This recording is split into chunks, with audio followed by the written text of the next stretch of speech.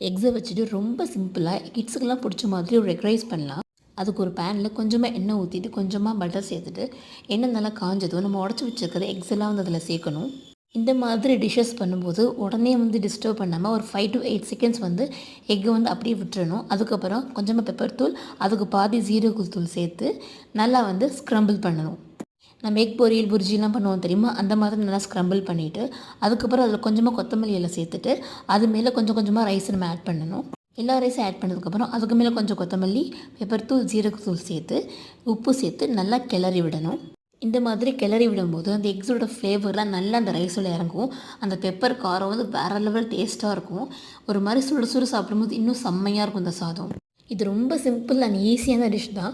கிட்ஸுக்கு மட்டும் கிடையாது, வீட்டில் இருக்கிற எல்லாருக்குமே இது ரொம்ப பிடிக்கும். நான் ஸ்கூல் படிக்கும்போது அடிக்கடி இந்த ரைஸ் தான் எடுத்துகிட்டு போய், பிகாஸ் எனக்கு ரொம்ப பிடிக்கும் இது.